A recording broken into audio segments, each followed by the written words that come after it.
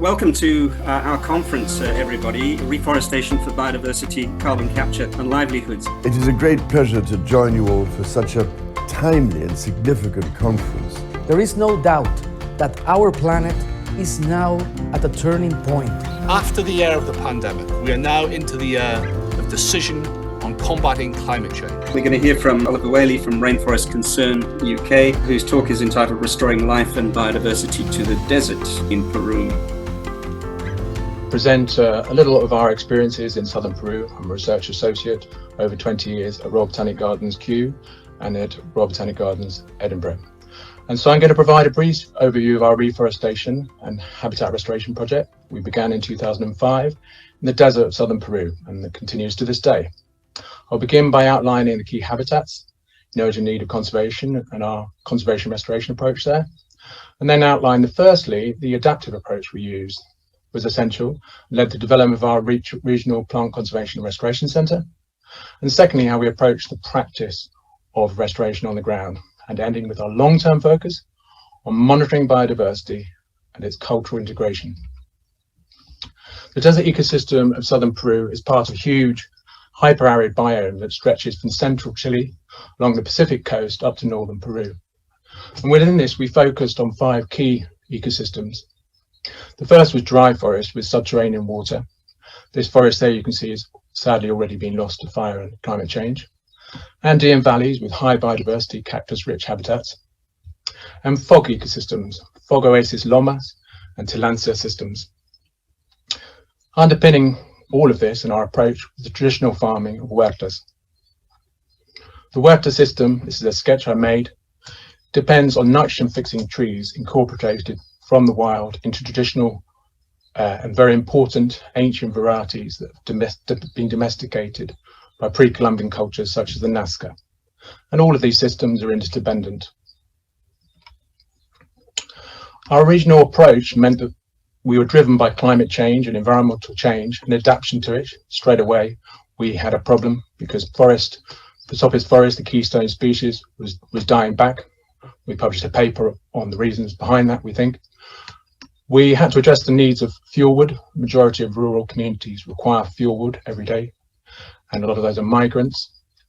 We need to develop a seed storage facility and a pellet system for episodic events of climate change and El Nino. We had to look for resilient varieties, and we developed conservation hedges for this, selecting species from the ecological gradient. We had to develop seed cultivation because wild seed collecting was not productive enough because most plants are too stressed in the wild these days, in these desert environments. And then biomass change analysis allowed us to underpin the monitoring and analysis of carbon, and the long-term monitoring was fundamental for understanding seed dispersal, biodiversity, and we had to develop a sustaining NGO. This is our regional plant conservation centre, and this is Jorge collecting Crocodilaria, and we rotated and produced all the restoration plants here in large numbers. The restoration practice approach was based around being able to scale sustainably using a tube system and an airport system. We really need to know the historical ecology and the bioarchaeology of the area, the ethnographic changes in ecology, and we did extensive field work, talking to local people all the time, walking, doing transects, using drones, and now a forest air system. We produced curricular books to try to get this culture of interest zone, and also the seed management and germination protocols was fundamental to scaling up the propagation. We developed a comparative plot system to look at age and irrigation, mulch and inoculation, and optimize planting. And we developed long-term monitoring to be able to react and adapt. And biodiversity was always underpinning this. So the biodiversity indicators and how we could understand their role in the ecosystem was fundamental to sustaining restoration. Most of the time, the challenges felt like this, and somehow, like this snake, we managed to overcome them. This is in one of our restoration sites. So monitoring biodiversity, I'm going to give you a case study here and focus on the biodiversity element in Agricola Chapi. We started by planting in 2006 18 local species. They're all native, locally collected woody plants. planted about 10,000 trees and bushes in a 10-hectare site. We developed comparative plots to optimize restoration, constantly adapting. We had a 79% survival, and we adapted species when things didn't survive one place. We used another plant. So out of 13 years monitoring bird species from 2007 to 2020, the coloured column on the right, which is quite a funding challenge, we had recruited into the habitat with 80 native plants, 127 insect species, that's over 3,000 specimens collected from 2015 to 20, and 41% pollinators, 56% biological control. We had 58 bird species with threatened endemics, 3 reptiles and 6 mammals, including wild guinea pig and desert fox, moving into the ecosystem. And here's just a little selection of the incredible diversity that we've recorded just within our restoration site. And this is testament really to all of our photography skills, particularly the team. I think everything there has occurred in our restoration sites. We've seen that, apart from the black-necked endemic woodpecker, Peruvian woodpecker, that is just outside the site, but it has also been recorded in the site.